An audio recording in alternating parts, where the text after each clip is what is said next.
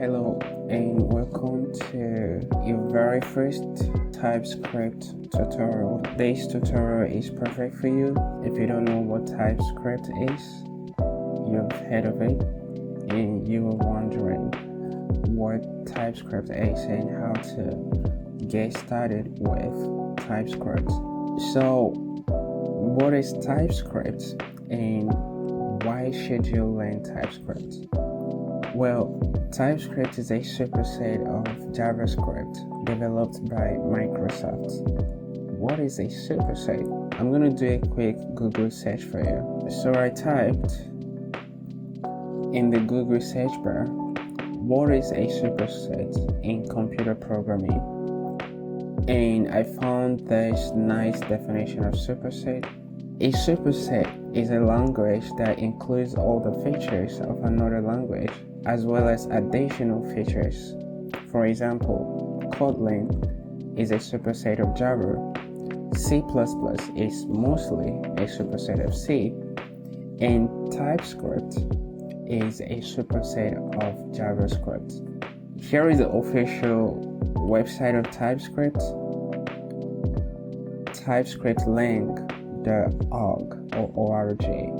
It reads, TypeScript is JavaScript with syntax for types. So essentially, TypeScript is not a new programming language, okay? TypeScript is like a tool that you can use to write better JavaScript code. That's how I like to think of it. Now, why should you learn TypeScript? Okay, why should you even care about TypeScript? Why not stick to JavaScript syntax you are already familiar with? Well, TypeScript adds static typing and other features to JavaScript, making your code more robust and maintainable. Emphasis on maintainability, because I think that's the key reason why big companies use TypeScript to build their products, and I think that's a good reason for you to start using TypeScript as well. So now, without further ado, let's dive right in. Alright, so my goal in this tutorial is to teach you every single thing that you need to know about TypeScript.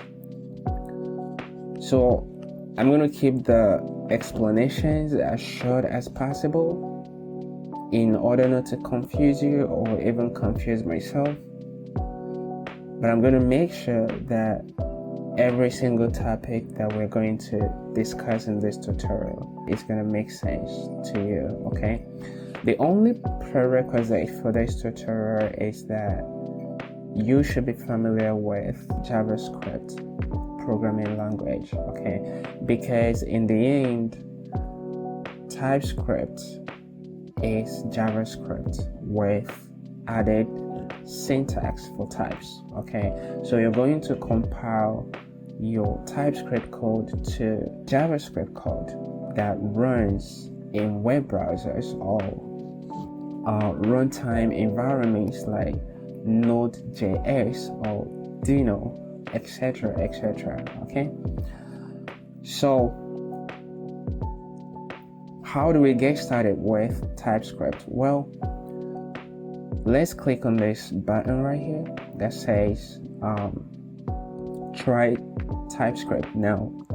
So we have two options, okay? We can try it out in our browsers, okay, via the playground, or we can try it out on our computer via the npm or Node Package Manager. Alright, so let's go with the second option right here, okay? We want to try it out on our computer.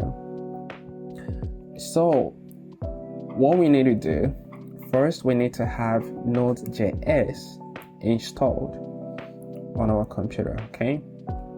So let's head over to our browser and download Node.js, alright? So using Brave browser, but feel free to use any browser of your choice. So I'm going to type in node.js and hit the enter key on my keyboard. So I'm going to click on the first link right here, okay, and I'm going to click download Node.js LTS. LTS stands for long-term support, so this is the one that is recommended for most users, okay. So once that is done, you can verify your installation by running a simple command, node-v. Hit the enter key on your keyboard, and here, as you can see, I have version 22.12.0 installed. So now that we have Node.js installed on our computer, we can now use the command npm install TypeScript --save -dev to install TypeScript binary on our computer. But actually, we're not going to be typing this long command. There is a shorthand version that we can use, okay. And of course, you have other options here to install TypeScript. We have yarn and we have pnpm, okay. But let's keep it simple, right? We're going to use npm because once you have downloaded and installed Node.js on your computer, you already have npm, because npm or Node Package Manager comes with the Node.js package. So if you go back to your terminal and type npm-v, you will see that you already have npm installed for you. As you can see here, I have version 10.9.0 installed on my computer. All right.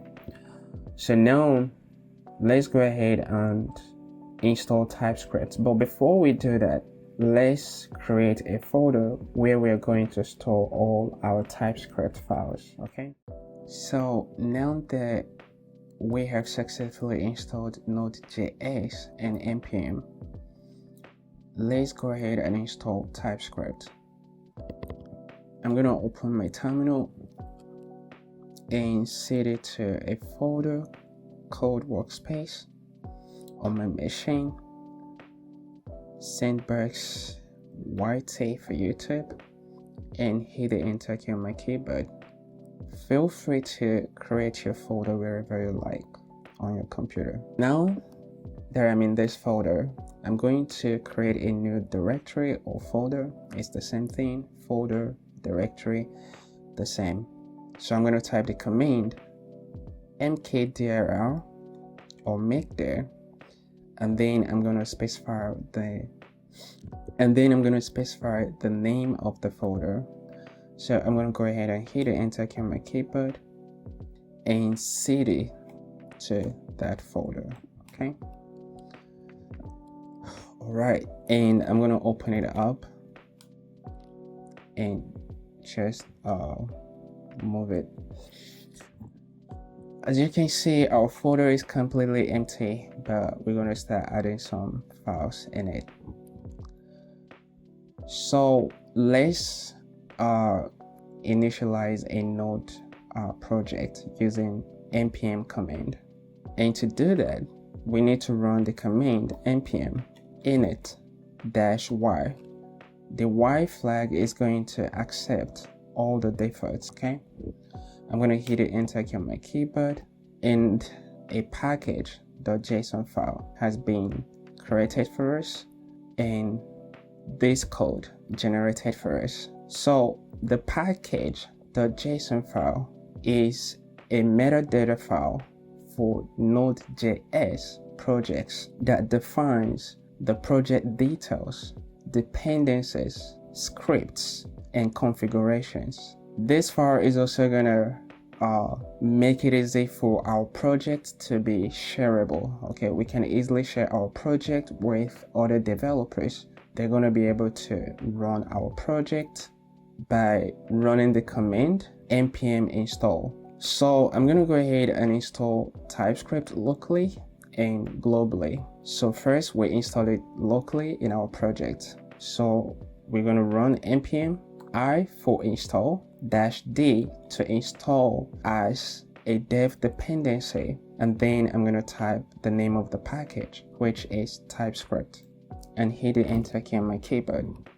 Alright, so now we also need to install TypeScript globally so that we can run the TSC command from anywhere. So if I go back to the official website of TypeScript and scroll down here on this page just a little bit, as you can see, to install TypeScript globally, we need to run this command npm install -g TypeScript.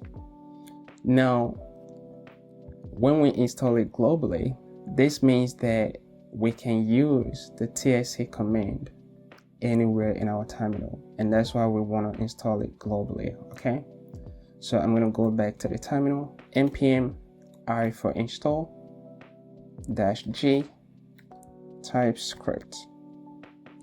Okay, that did not work because I made a typo, so I'm gonna fix it. TypeScript, and hit the enter key on my keyboard, and we have successfully installed TypeScript globally on our machine. And to verify the installation, I'm going to run tsc-v and hit the enter key on my keyboard, and as you can see, we have installed the latest version, which at the point of this recording is 5.7.3. Alright, there is one more package that we need to install. We don't necessarily need this package, but because we are going to be using the Code Runner extension in VS Code, which is the editor that we are going to be using in this tutorial, we need to install another package called tsnode. Alright, so I'm going to open a new tab and let's find tsnode. So I'm going to click on the second link right here, which is the official website of Node.js. So tsnode is a TypeScript execution environment for Node.js. It allows you to run TypeScript code directly in Node.js without the need to compile it first. Okay, it's going to allow us to run our TypeScript code without compiling it first to JavaScript. And to install tsnode in our project, we need to run the following command. Alright, so I'm going to click copy to clipboard, go back to my terminal, clear the screen, and paste the command right here. Okay, we also need to install it globally. The reason we need to install it globally is because that's the only way Code Runner extension will function. Alright, so I'm going to go ahead and repeat the installation, but this time I'm going to install it globally. So I'm just going to change this to -g, okay, and hit the enter key on my keyboard. And to verify the installation, I'm going to type tsnode -v and hit the enter key on my keyboard. And as you can see, I have version 10.9.2 right here. So I'm going to clear the screen, and I think we are ready. But before we start writing our TypeScript code, let's actually generate a TypeScript configuration file. This configuration file will be used by the TypeScript compiler to compile our TypeScript code to plain or vanilla JavaScript. And to do that, all we need to do is to run the command tsc-init. A new file has been added to our project, tsconfig.json. Alright, so I think we are all set. So let's go ahead and open this folder in our code editor. I'm going to be using VS Code. code dot dash R to override any VS Code instance that I currently have open. I'm going to hit the enter key on my keyboard and go ahead and maximize this window. Alrighty, so I'm going to create a new folder and I will name it SRC for source.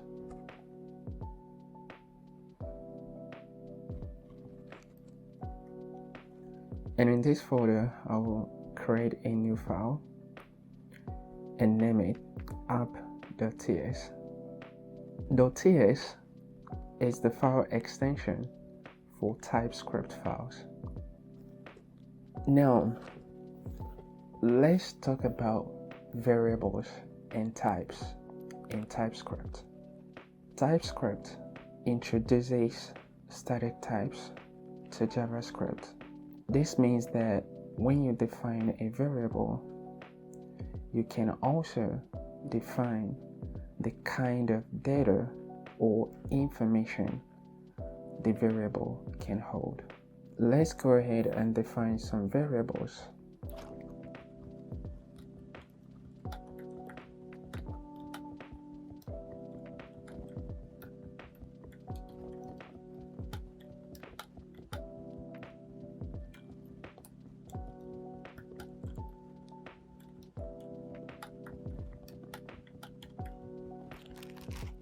Okay, so here we have defined some variables.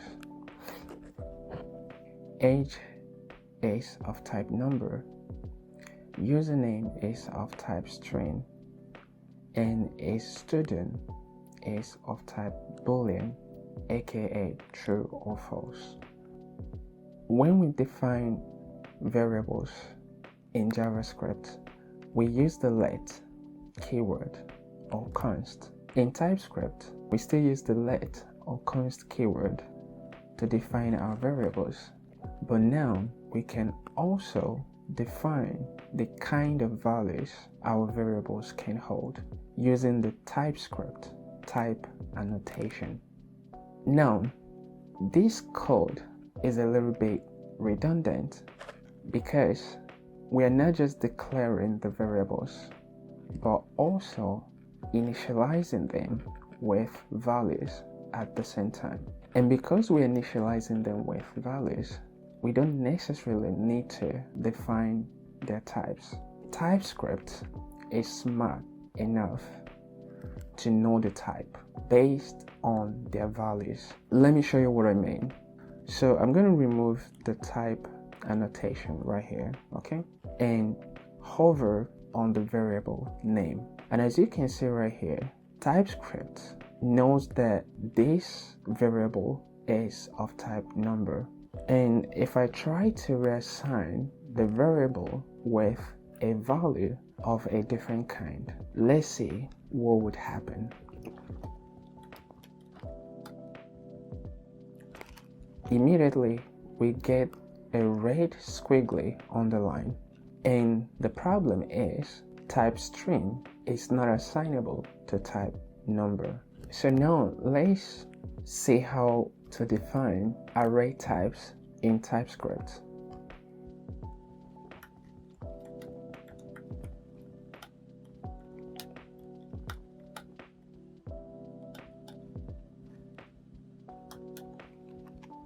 To define an array type in TypeScript, we simply put a pair of square brackets in front of the type. Here we have defined an array of numbers, and if I hover on the variable name, as you can see, we have a variable numbers of type number array. And what this means is that we are not going to be able to push a new value of a different kind to our numbers array. Remember, in JavaScript, we have the array.push method that we can use to add new values or items to the end of an array. Let's try to push a string value to the numbers array.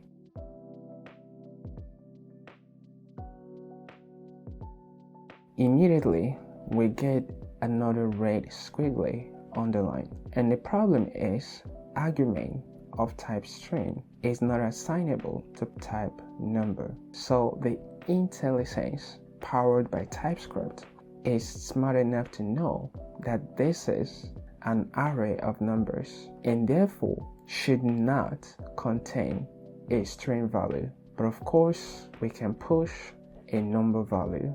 And that is how you define an array type in TypeScript. What if you want to have an array that can hold mixed values?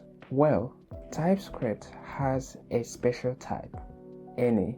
Just as the name implies, any type allows you to store data of any kind.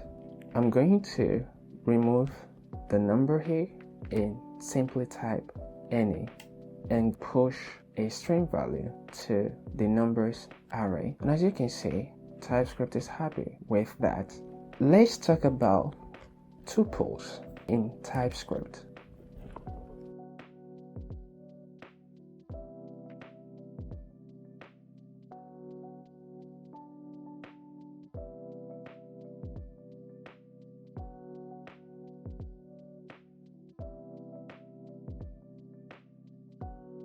In TypeScript, a tuple is simply an array with fixed types and order. Here we have an array of user, and what this means is that this array can only hold two elements of type string and number. Okay, let's try to swap the values and see what happens. So I'm going to move 24, I'm going to cut and put it right in front of Alice. And TypeScript is not very happy with that. And the problem is type number is not assignable to type string. The first element is supposed to be of type string according to this definition right here. And the second element of type number, if I swap it back, as you can see, the red squiggly underlines are gone forever. Moving on, let's talk about enums in TypeScript. An enum or enumeration is simply a collection of named constants. Enums help make our code more readable and maintainable. They can be very useful for defining categories like user roles, statuses, and the list goes on. Let's see how to define an enum in TypeScript.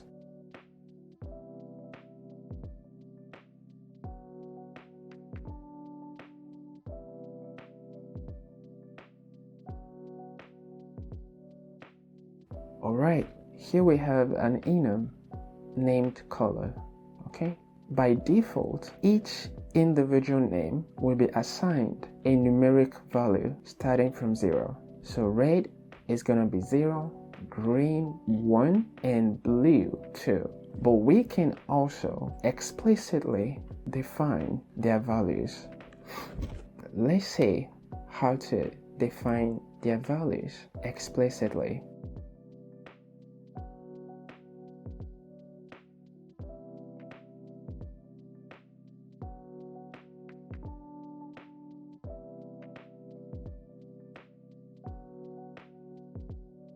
Enums can also be used as types.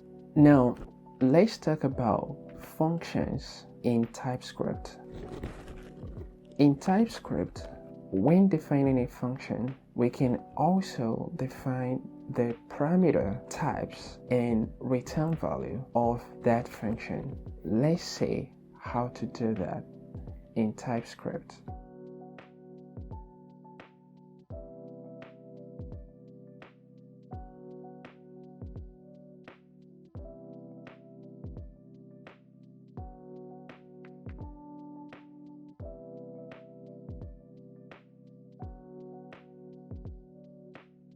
Alright, here we have a function, and the first parameter is of type number and the second parameter is of type number as well, and this function must return a number value. And right here we're simply returning x plus y. Let's go ahead and call the function with some values and store the return value in a variable.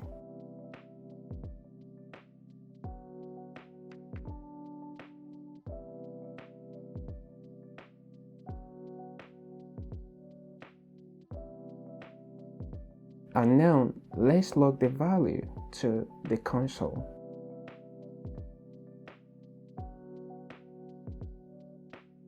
It is time to see how to execute or run our TypeScript code.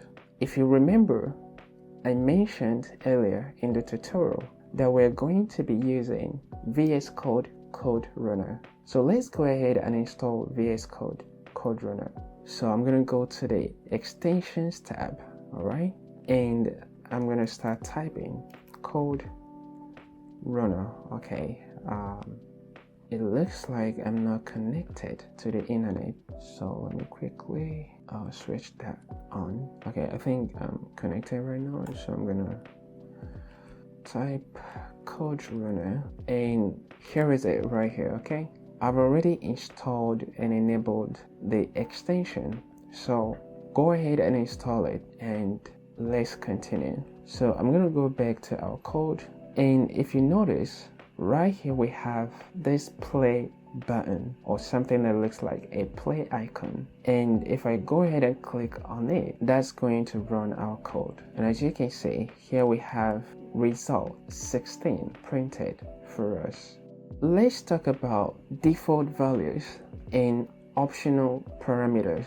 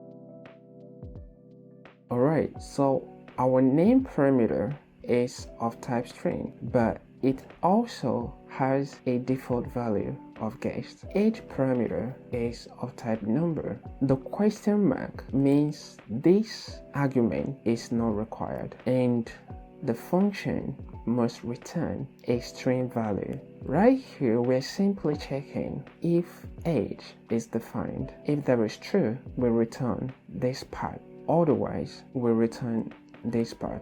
Okay, let's go ahead and call the function.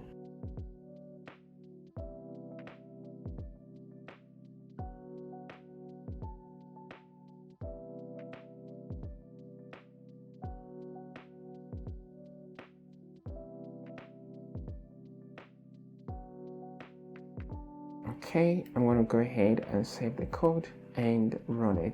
Hello guest, and hello Lucy, you are 24 years old. Awesome. We can also declare functions in TypeScript before we define them. Let me show you what I mean.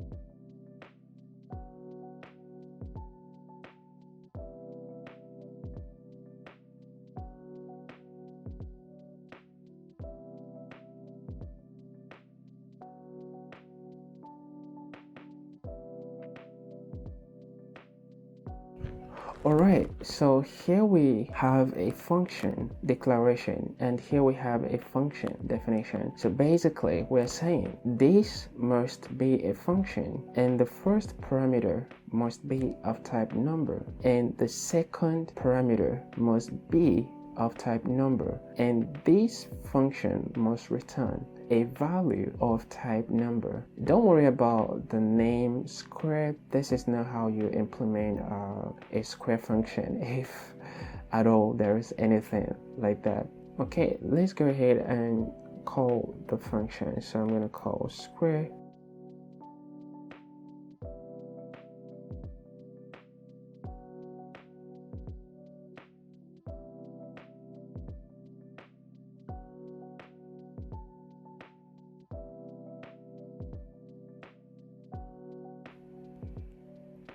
And here we have it, result 81. And there is how you declare a function in TypeScript.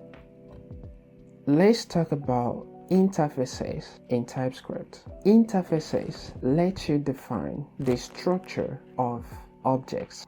Let's see how to define an interface in TypeScript.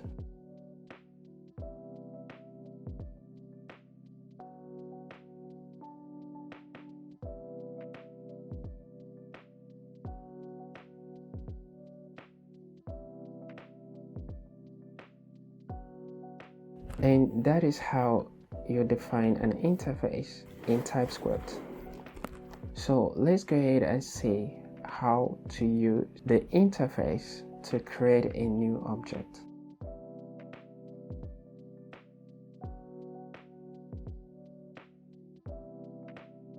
Okay, as you can see, we have a red squiggly underline, and the problem is empty object is missing the following properties from type person. We are missing name and age properties. Is student is not here. And why is that? We have specified that is student is optional, is not a required property. So let's go ahead and define those properties.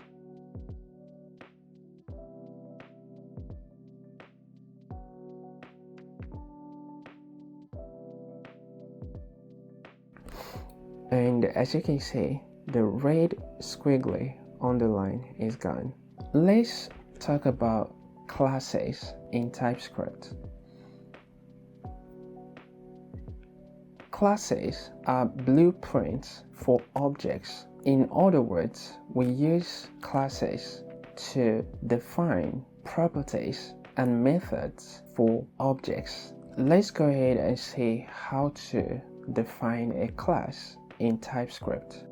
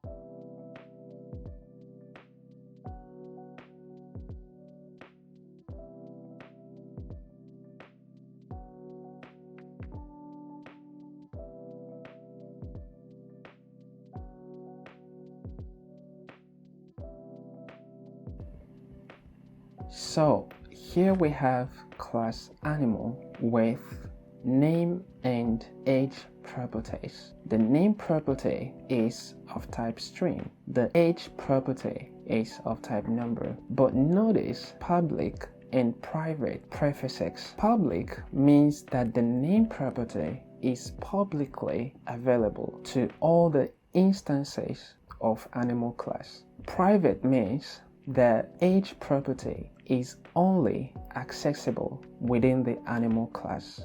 These are called access modifiers in OOP, or object-oriented programming. Let's go ahead and instantiate our animal class.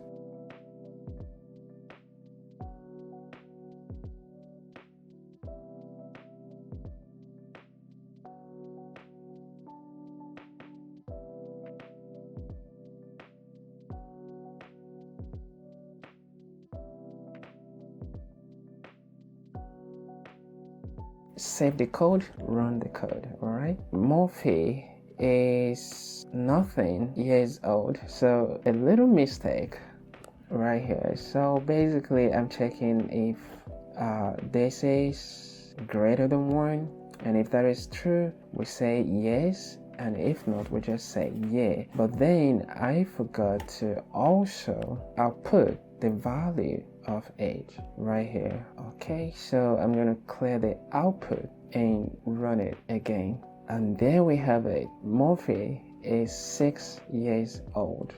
Awesome. All right, now let's talk about generics in TypeScript. Generics let you write reusable code that works with different data types without sacrificing type safety. So instead of writing multiple versions of the same function or class for different types, you write one version that works with any type. Generics is all about making your code more flexible and reusable. They work with functions, classes, and interfaces. Let's look at a generic function example. Let's imagine for a second that we want to create functions that return values of different types.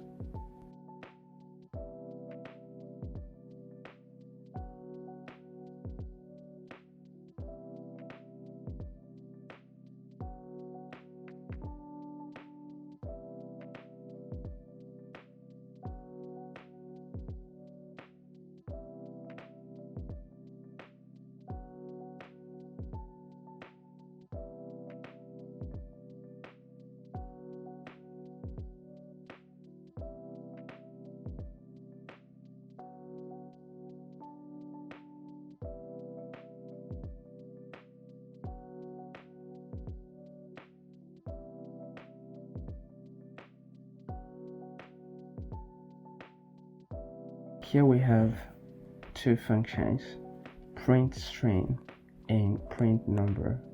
Print string accepts an argument of type string and returns a string value.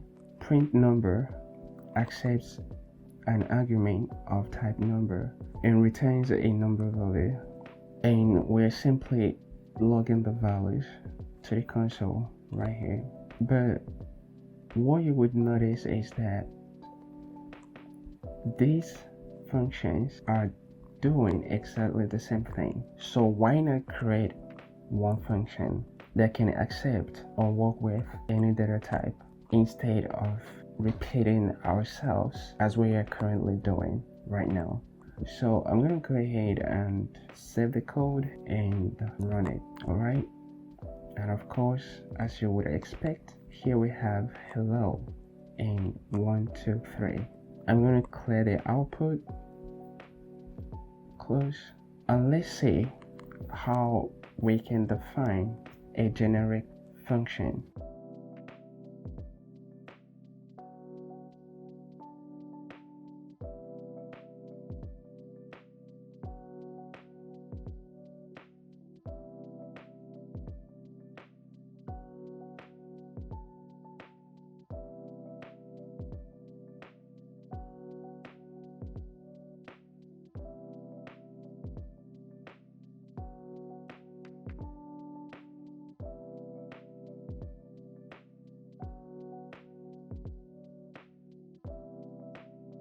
Alright, so here we have a generic function, print value of any type. Okay, the letter T is a placeholder for type.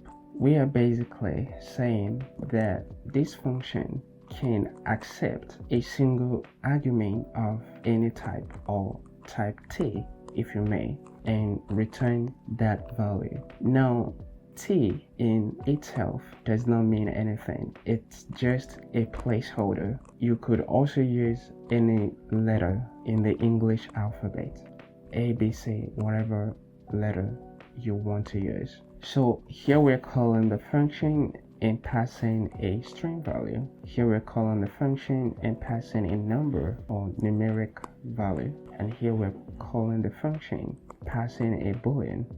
Let's go ahead and execute the code. We have our values printed for us right here. Now let's take a look at a generic class example.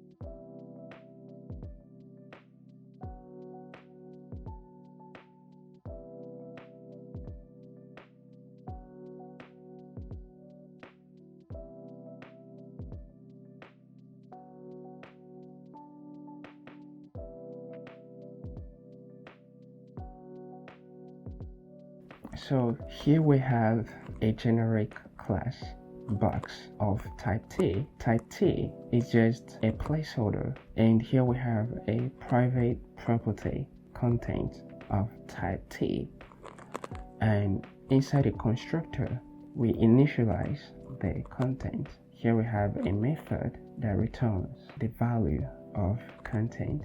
Let's go ahead and instantiate our box class with different values.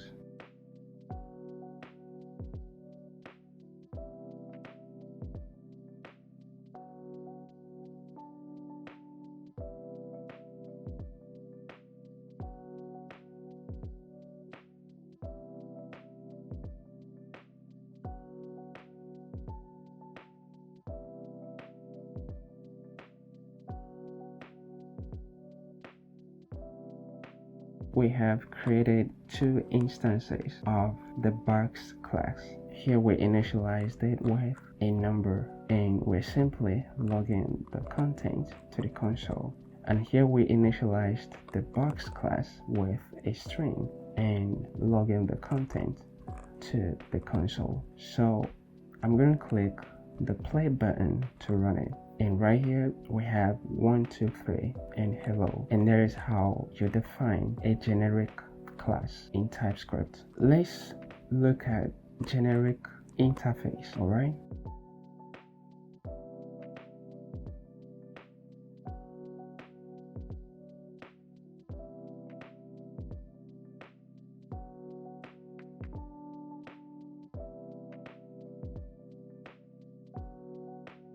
and that is how you define a generic interface in TypeScript. Now let's go ahead and use our generic interface to create an object.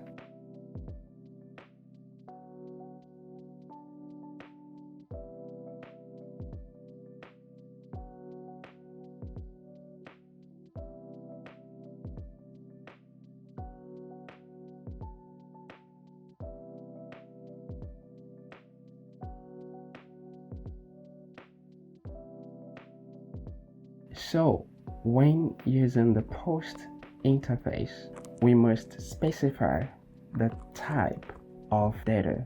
Okay, if I go ahead and remove the string type right here, we get a squiggly underline, and the problem is generic type post T.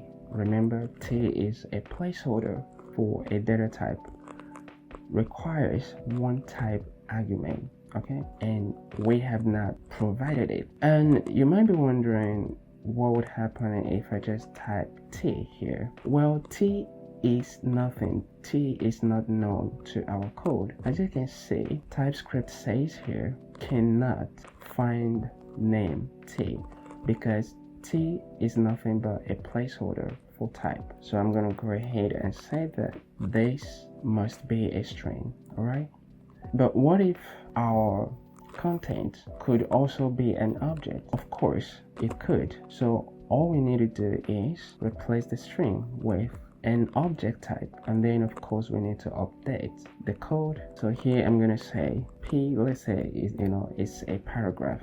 There you have it. Now let's go ahead and talk about generic constraints in TypeScript. All right, by default generics accept any type, but you can restrict them to a number of types. This way we can prevent invalid input while keeping the function flexible.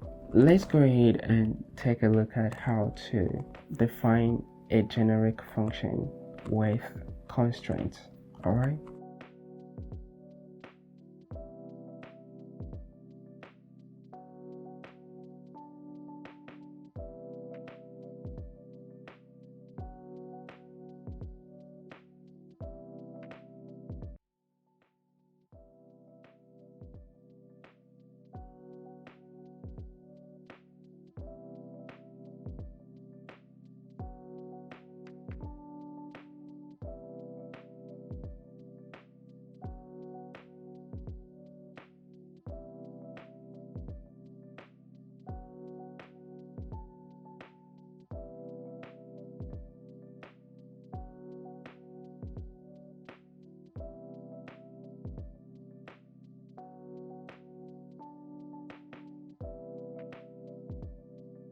So here we have a generic function with constraints. Here we are using extends keyword, which you might be familiar with in object-oriented programming when working with inheritance. So what we're basically saying here is we don't know what the type is, okay? So again, we're using a placeholder t. However, we are saying even though we do not know what the type is, we are certain that the type must have a length property which must be of type number. And here we defined our parameter of type t, and we are simply saying here that this function is not returning any value, hence we put void. And within the function body, we are simply logging the length of the item to the console. So here, as you can see, the code is looking perfectly fine, and here as well, because this is a string and it has a length property which returns the number of characters in that string. And here we have an array of numbers. Arrays in JavaScript have length property which returns the number of elements or items in that array.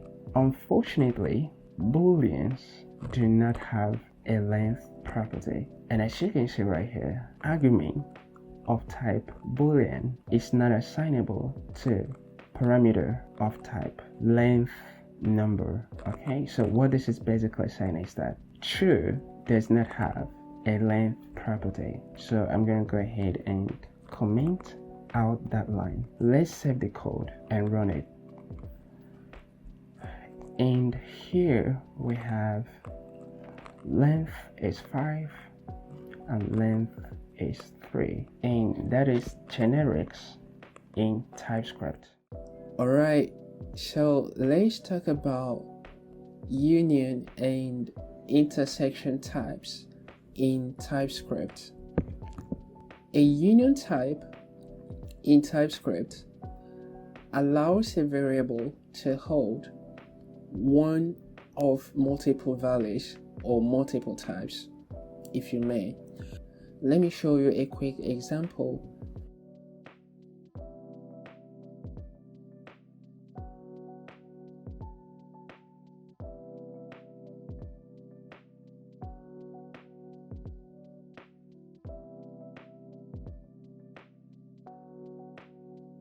Alright, so here I've defined a union type, user ID, which can either be of type string or a number, okay?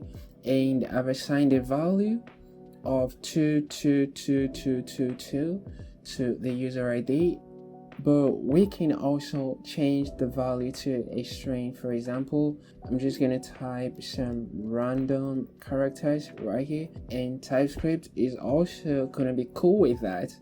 But if we change this, let's say to a boolean, for example, TypeScript is not gonna be happy with that. As you can see right here, it says type boolean is not assignable to type string or number.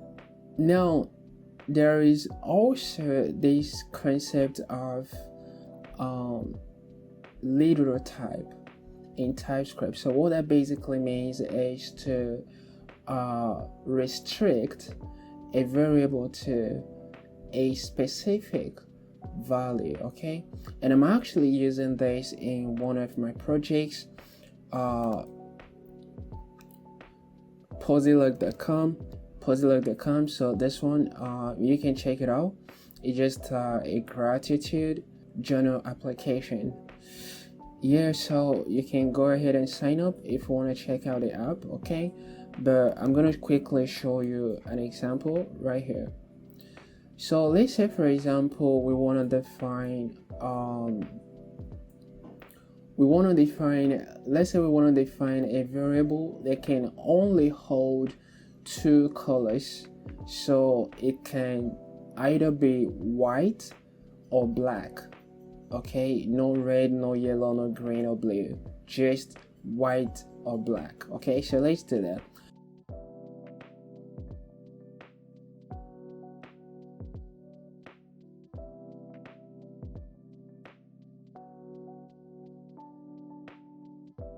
And this is how you define a union literal type in TypeScript. So this is just a variable declaration. By the way, we are not defining the variable yet, okay?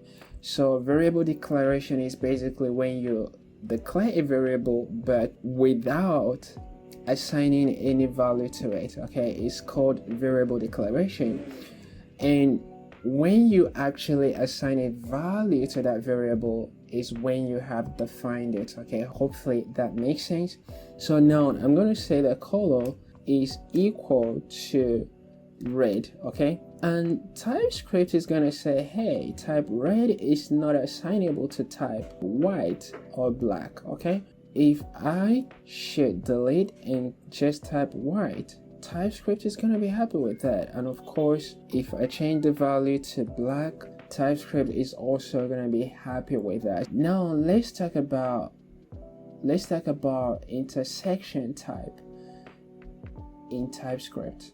All right, an intersection type in TypeScript combines multiple types into one. This means that the type must satisfy all conditions. All right, let me show you a quick example.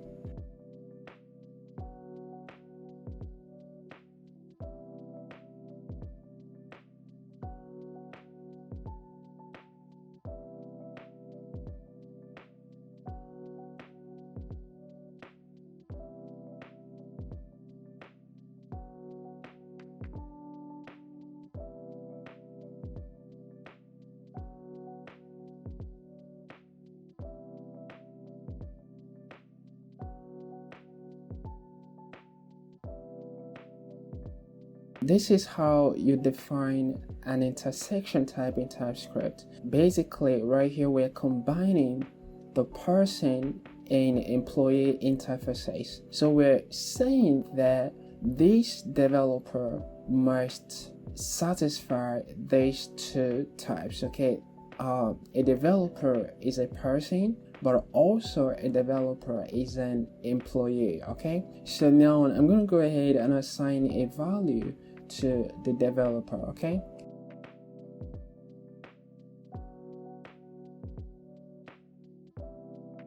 So right here I've assigned a value to the developer, but if you notice, I've not provided the employee ID, I only provided the name property, and TypeScript is not very happy with that, okay? It says type name string is not assignable to type person and employee. And if you look right here, the problem is property employee ID is missing in type name string, but required in type employee. So let's go ahead and define the employee ID, okay, so that we can be friends with TypeScript again. So I'm going to say that the employee ID is 101, and as you can see, the red squiggly has disappeared, and that is how you define an intersection type. So we use the pipe character to define a union type, and we use the ampersand character to define an intersection type in TypeScript. Now let's look at another concept known as type alias in TypeScript. In TypeScript, we use type alias to create a name for a type. Let me quickly show you.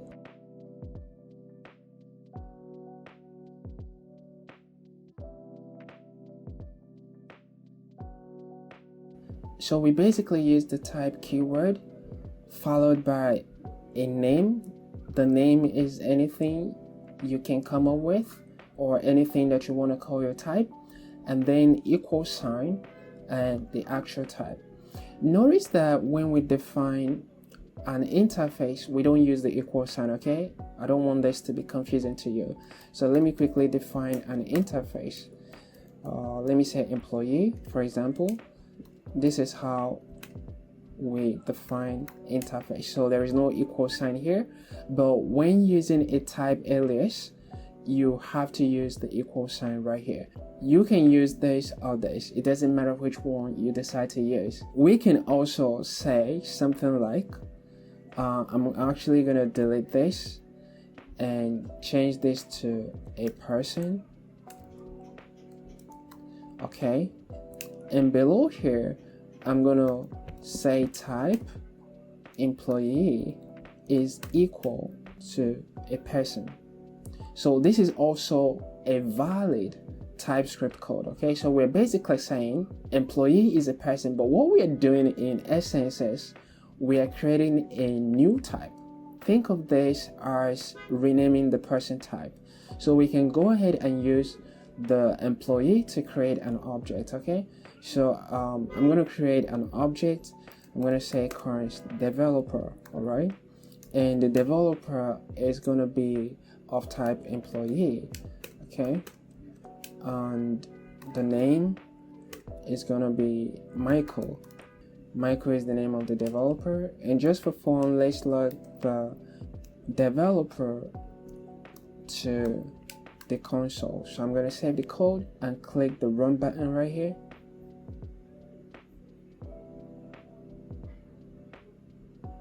And there it is, guys. All right, that's it for this video, guys, and thank you very much for watching.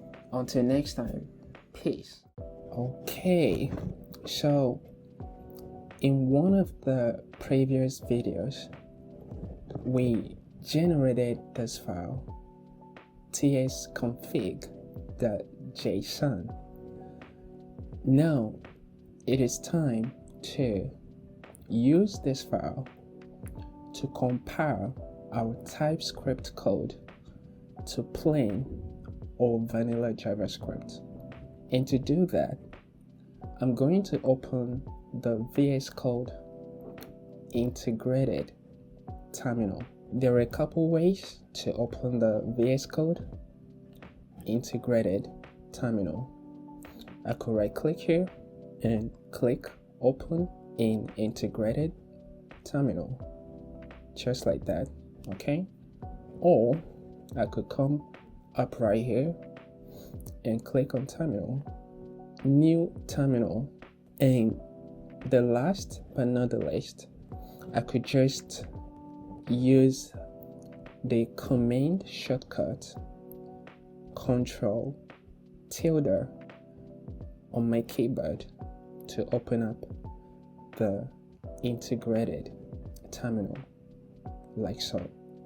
So to compile our TypeScript code to plain or vanilla JavaScript code, all we need to do is to type the command tsc, and then we specify the name of the TypeScript file we would like to compile.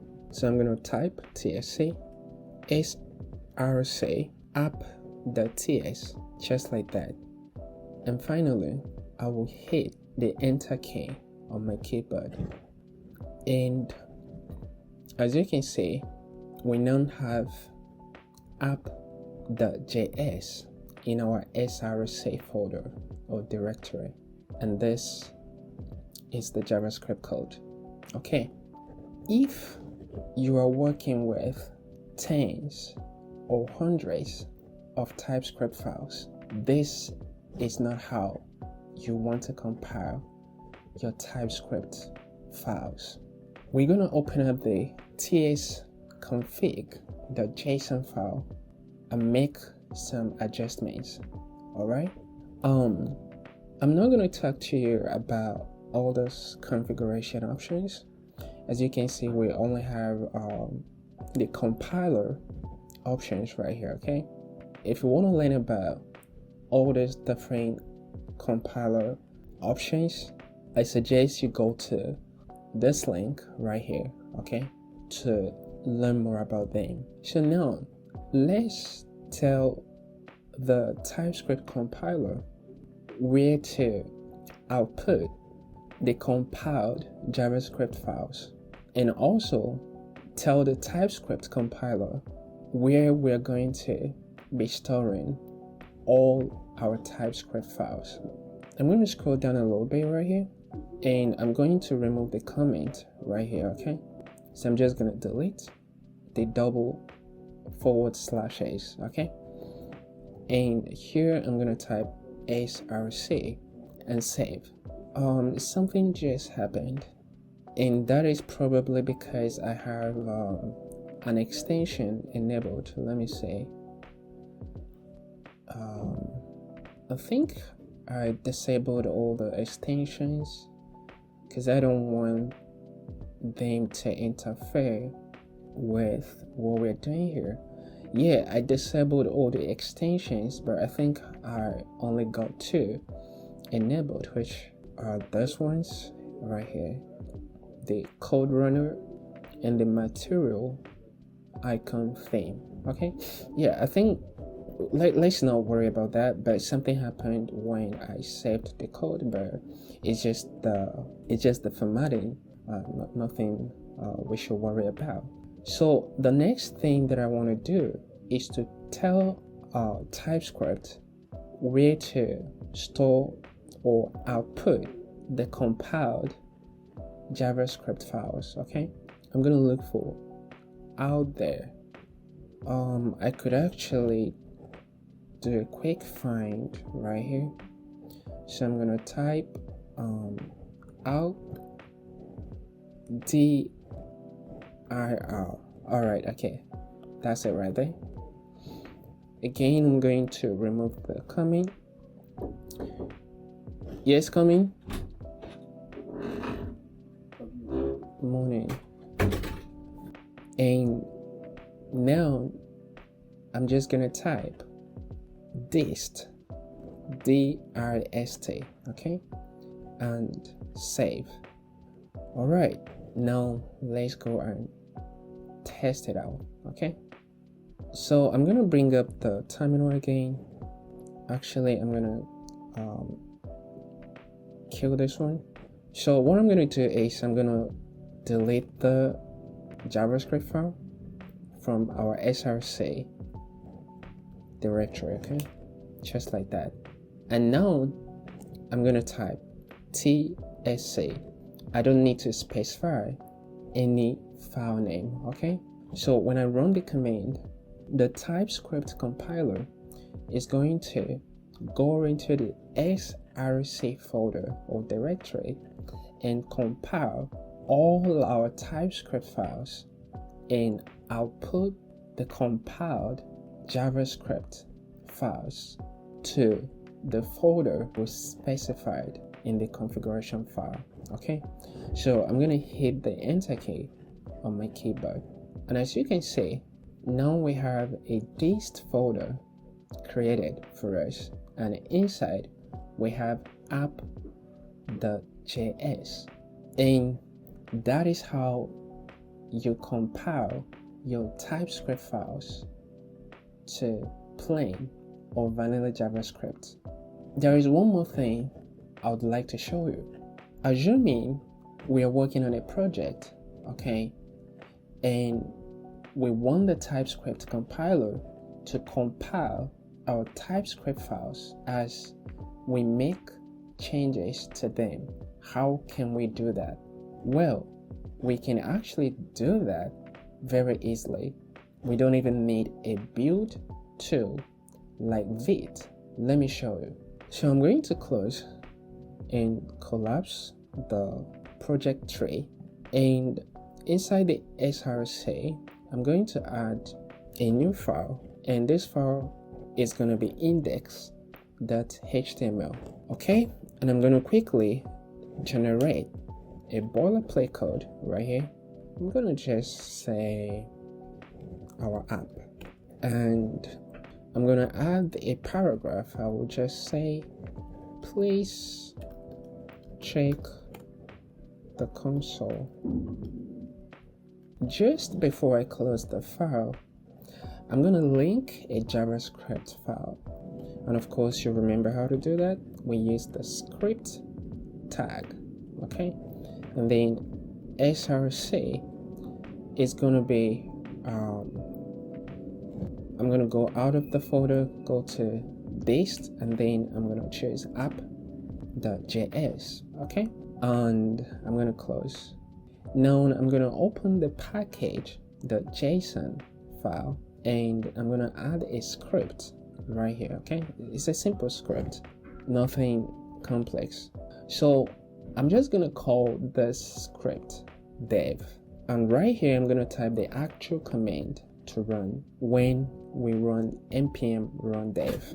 The command is tsc-w,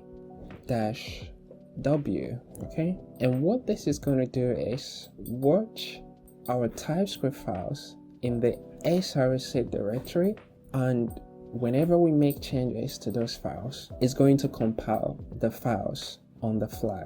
All right, so let's go ahead and test it out. All right, so I'm going to clear the terminal, and I'm going to run npm run dev. Hit the enter key on my keyboard. As you can see, the TypeScript compiler is running in watch mode. So now let's open our index.html file, and to do that I'm going to use a VS Code extension live server. So I'm going to go to the extensions tab, and I'm going to search for live server, this one. I'm going to enable it, and how do you use it again, guys? I forgot. Okay, I'm going to just right click and click open with live server, just like that. Let me quickly adjust the window size right here. I'm going to right click here and inspect. I'm gonna go to the console, and I'm just gonna dock this to the bottom, just like that, and I'm gonna just clear this. Okay, now I'm gonna go back to our ts file, our app.ts file, and I'm just gonna write something here. It doesn't really matter. I'm just gonna log something to the console. I'm gonna say, hey, we made some changes, and I'll save. And as you can see, we have, hey, we made some changes printed in our browser console right here. And that's it for this tutorial, guys. I hope you liked it. Until next time, peace out. Now let's see how to work with HTML in TypeScript. When working with HTML in TypeScript, you interact with the DOM or document object model, just like in JavaScript, but with type safety and better auto-completion. So we're going to create a very basic to-do list application to demonstrate how to work with the DOM in TypeScript. Okay, I'm going gonna open up my HTML file and I'm gonna make a couple of changes right here, okay? But before I do that, I want to create a style sheet file that we're going to use to style our page, just so it looks a little nice.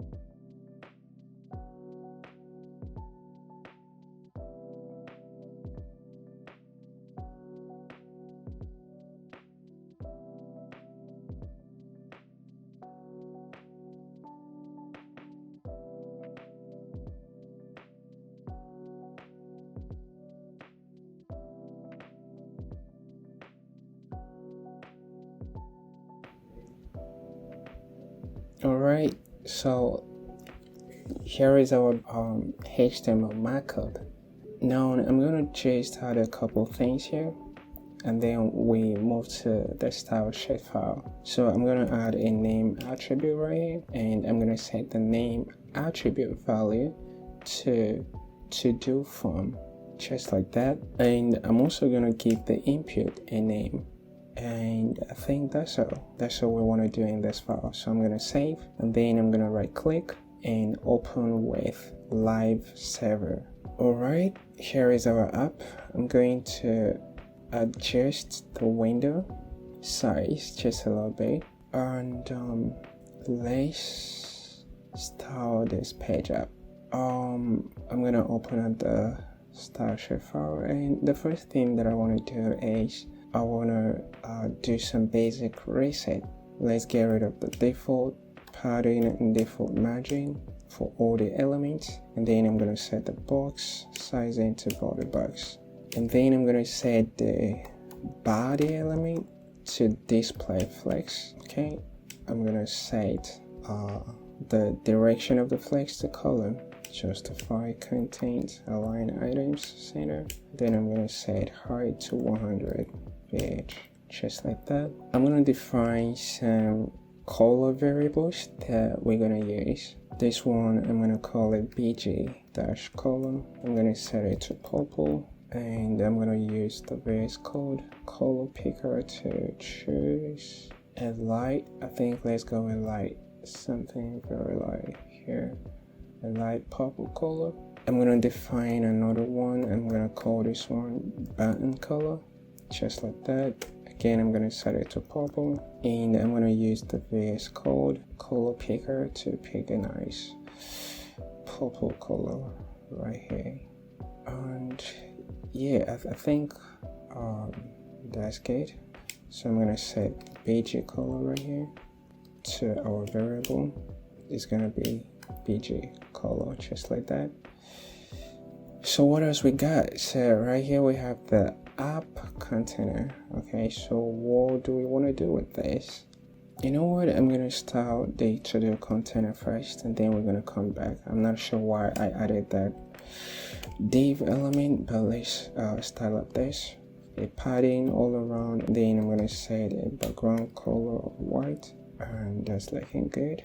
I think I know what I want to do with the app container right now. It's just going to be like a wrapper. I'm going to set the width to 100%, just like that. But I want to set a max width. Okay, I want to set a max width of 480 pixels, just like that. And I'm going to select the input, and I'm going to set the width to 100%.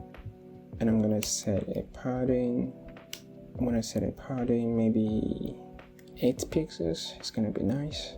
And then I wanna get rid of all the border, and I'm gonna set border button to 1 pixel solid, and then I'm gonna choose our second color, which is the button color. Doesn't really matter what we call it. And then I'm gonna select our button, and what I want to do is I want to add a padding. Maybe let's do the same 8 pixels. We want to set a min width of maybe 124 pixels, just like that. And then we want to get rid of the border because we don't need it. I'm going to set a cursor to pointer, this one. And what else do I want to do? I think I want it to move all the way to the right. I want it to move all the way to the right. Let me see how I can do that. So it's inside of this. Yeah, so I can set the form to flex. All right, I can set the form to flex. That's gonna be the easiest way to do it. Display flex. But I'm gonna set the direction of the flex direction. I'm gonna set it to column, just like that. And I think this is actually looking better, but let's give it a color to see how it looks. So I'm gonna give it a color. Let's use our color variable, button color, and then I'm gonna set the text color to white, just like that. And I think we could increase the font size just a little bit, maybe 1.3 rem. Hopefully that's not too much. It looks like it's too much, maybe 1.2. Yeah, I think we can work with that. Now I'm gonna set align self. I think I'm gonna set align self to, is it flex int? Yeah, I think it looks better that way. But then I'm gonna add a margin tab of 4 pixels. Okay, yeah, I think that looks good. Or maybe we could set it to 8 pixels. Yeah, maybe that's even better. All right, so let's get rid of that outline. So I'm gonna say input hover, I think it's focus, and then I'm gonna set the outline to 0, and I think that would fix it. Okay, so now we can type right here. I think we want to increase the font size just a little bit. Font size, maybe the same 1.2 rem, just like that. Okay, and then I want to set a color on this. I'm gonna set it to black, and then I'm gonna use the VS Code color picker to choose I don't know, maybe this one. I'm gonna click to convert it to hex, and I think I think it would be nice to have like a little title right here that says to do or something similar. So I'm gonna go back right here. I'm gonna add an h1 tag, and I'm gonna say to do web. I think that's a cool name. Just a little space in here, to do web. Yeah, that looks I think it looks great, but maybe we should style it. Okay, so I'm gonna select the h1 right here. I'm gonna start with a background color. I'm gonna set it to our button color. Okay, I want to give this a little padding, maybe 1 rem is gonna be good, and the color should be white. Okay, I think we need a little space between the h1 and our to-do container right here, So I'm gonna go to the to-do container, and I'm gonna set a margin tab of 1 rem. Maybe that should do it. Okay, not bad at all, but I think that's probably too much, so I'm gonna go with 0.5 instead. Yeah. I don't really want to spend a lot of time designing this, guys. I'm not a designer. So one last thing that I want to do, what is it?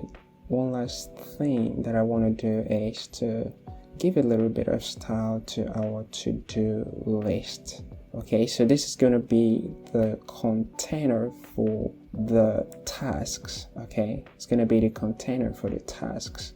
So what I'm going to do is I'm going to come right here. Let me see, where is it? So it's right after the form.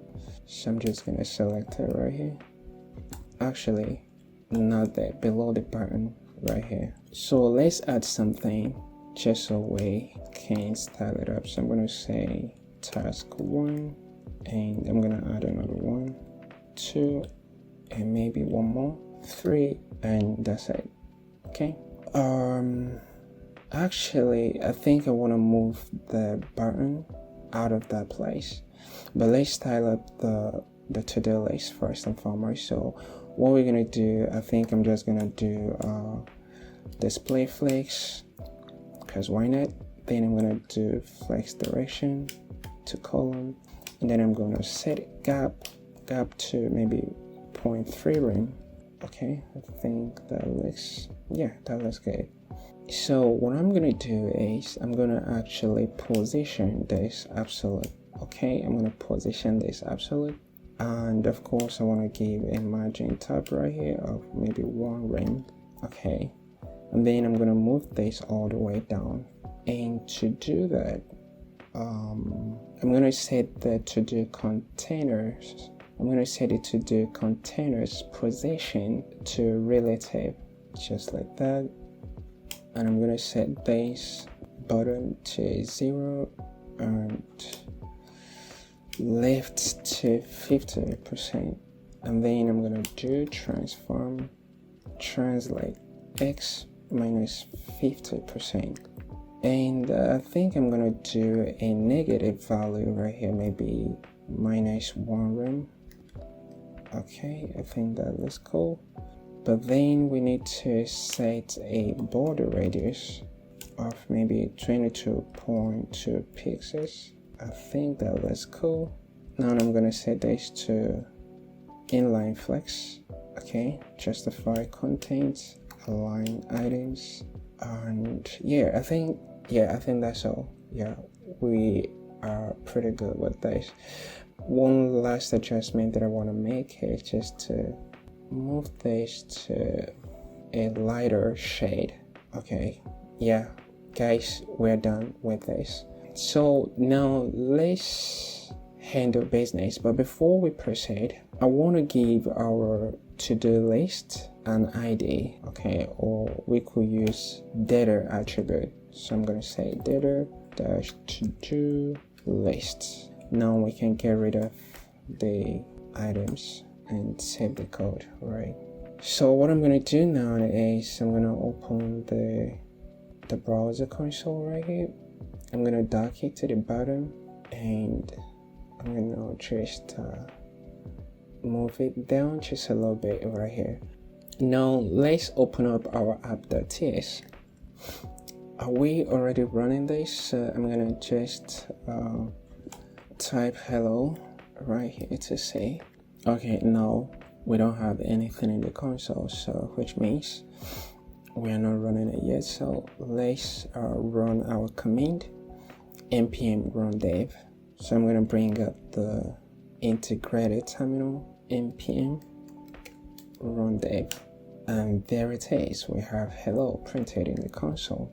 So what we want to do is, first and foremost, we're going to select all the elements that we want to work with. Okay, so I'm going to leave a little comment right here. I'm going to say dump ref, and then the first element I'm going to select is the form. I'm going to call it to do form, and there are a couple ways to select this form, but I'm going to show you a different way. We could use an ID. Okay, we could just set an ID to the form element and use our document.get element by ID to select the form. But what I'm going to do is to use the name attribute value to select the form. So let's do that.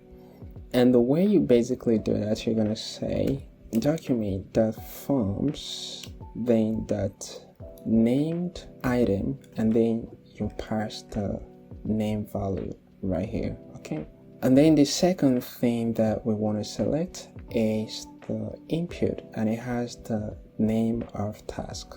And again, we could also set an ID to select this input, but since this is inside the form, we can actually select it using the form. Okay, and the way we can do that is we say const, I'm going to say, let's call it task input, and I'm going to say is equal to do form dot, where's the name is task, so I'm going to say task.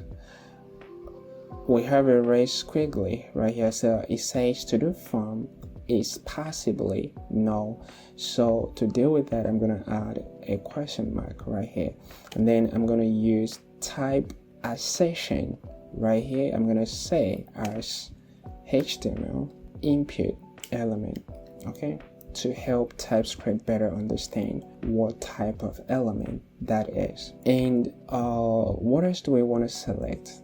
The last but not the least, we want to select our to-do list container using the data attribute right here. Okay, so to do that, I'm going to say const to-do list container. So I'm going to say document the query selector, just showing you different ways. And I'm going to use type assertion again. I'm going to say that this is HTML div element, just like that. Okay, and I think that's all. Now let's go ahead and define the shape of our to-do. So I'm going to say to-do model, just going to call it to-do model right here. That's not how you type model. I think that's the correct spelling. So I'm just going to say right here type to-do.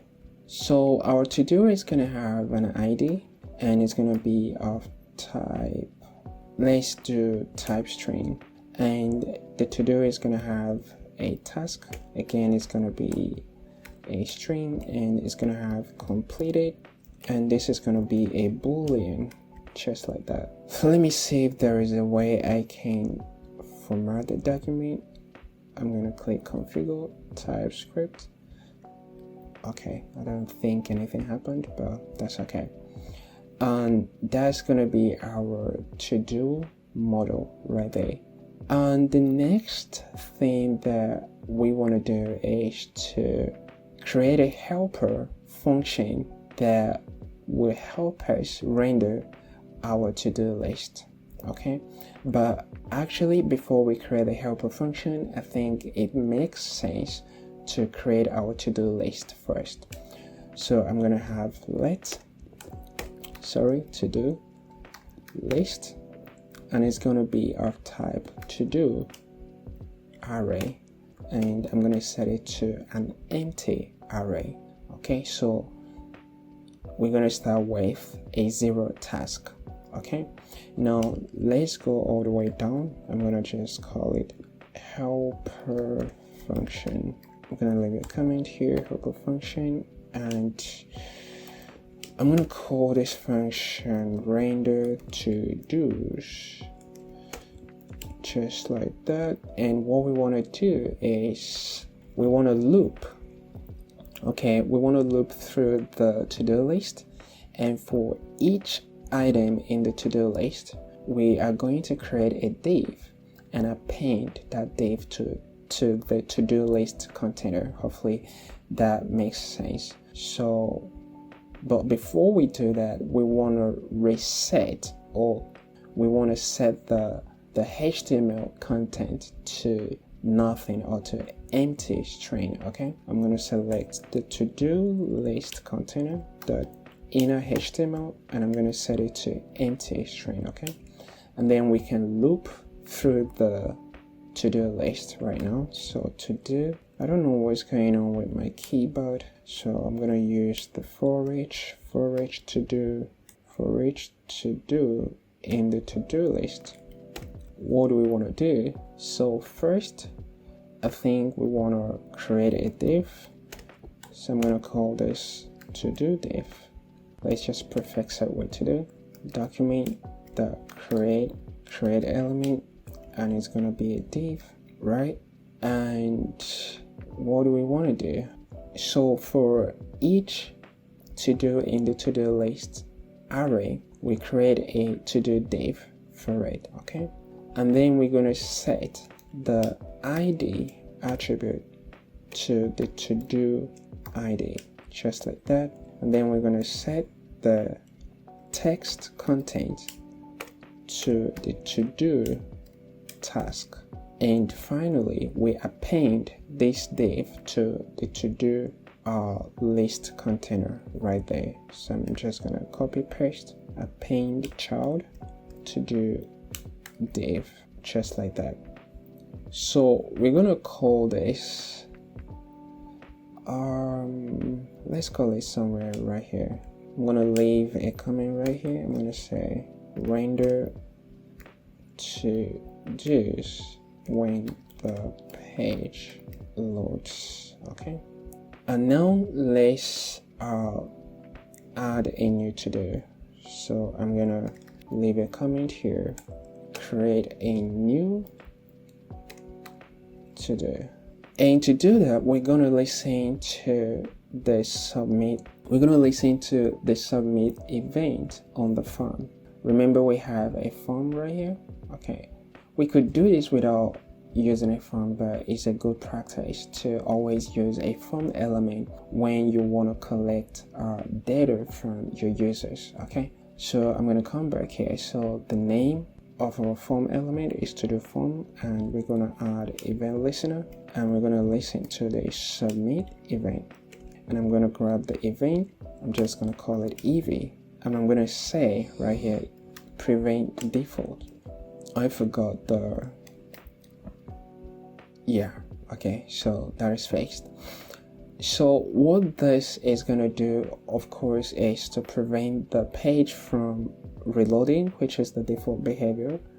Okay, but now if we click, it's not going to do that. So let me actually log something to the console.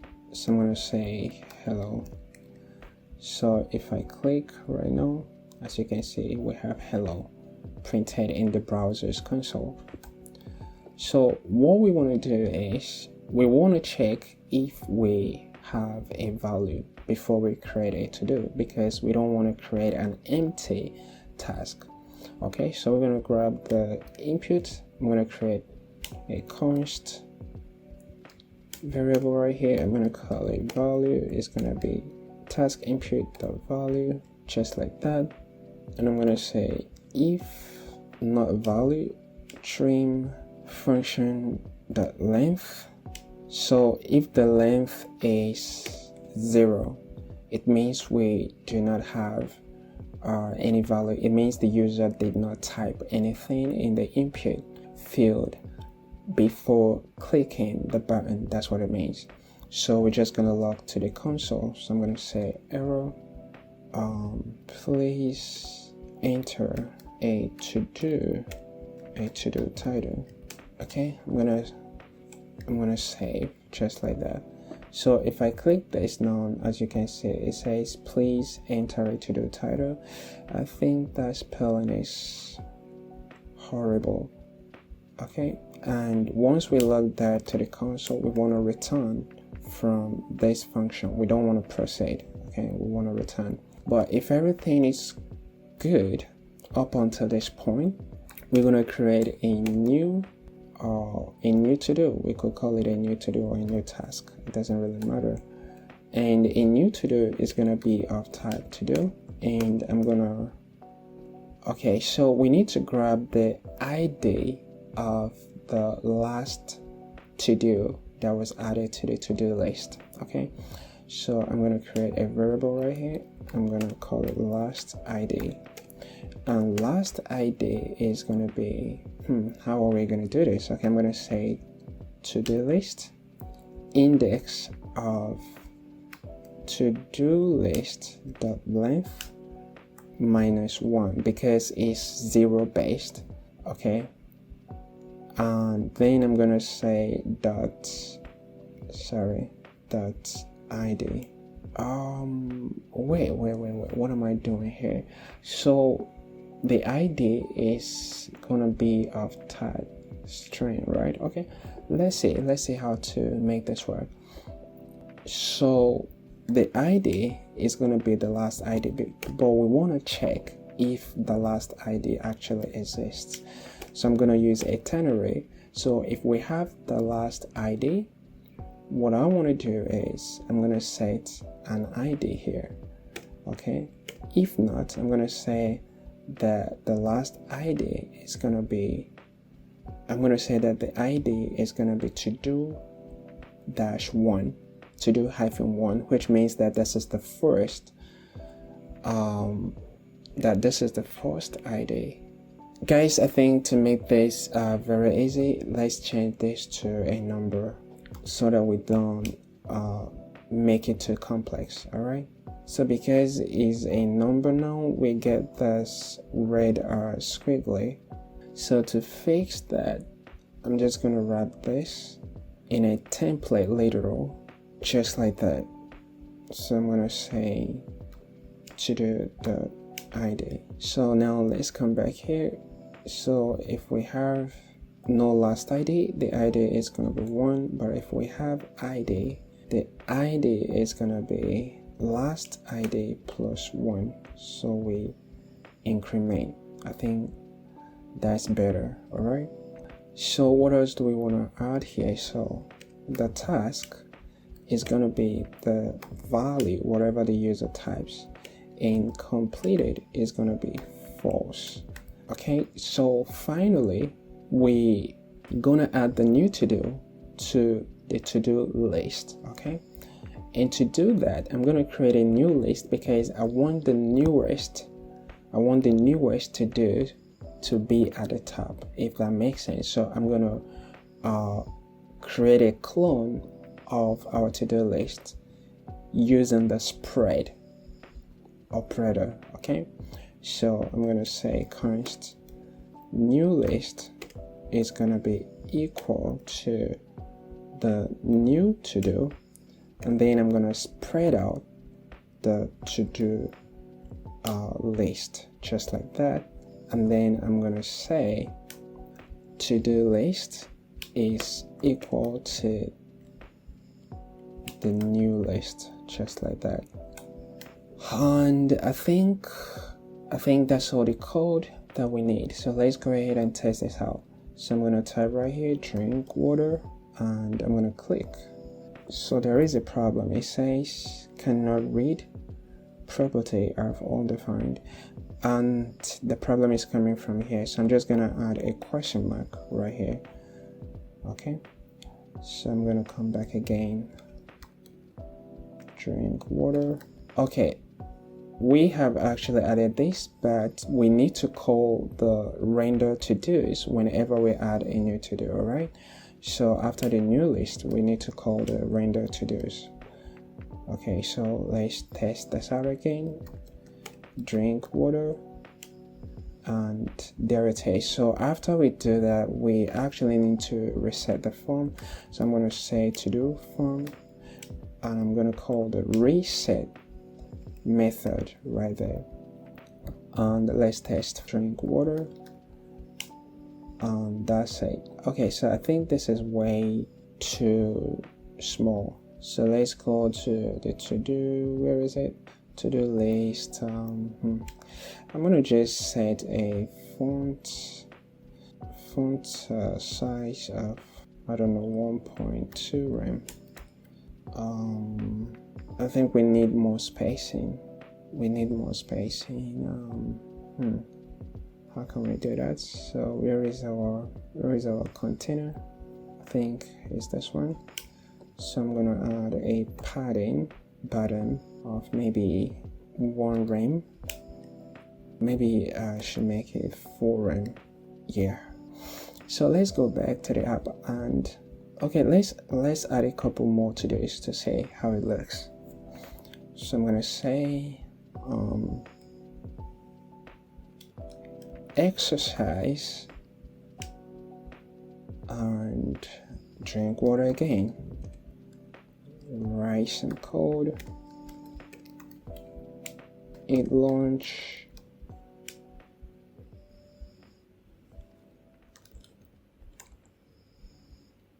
We could extend this to the application and add more functionalities, but I don't want to waste your time, okay? At this point, you have gained enough knowledge of TypeScript to take this simple to-do app to the next level.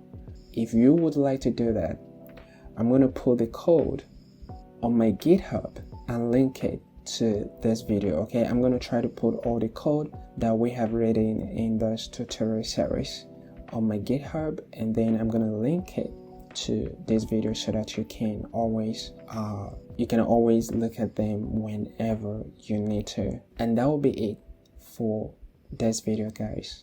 Stay blessed. Happy coding.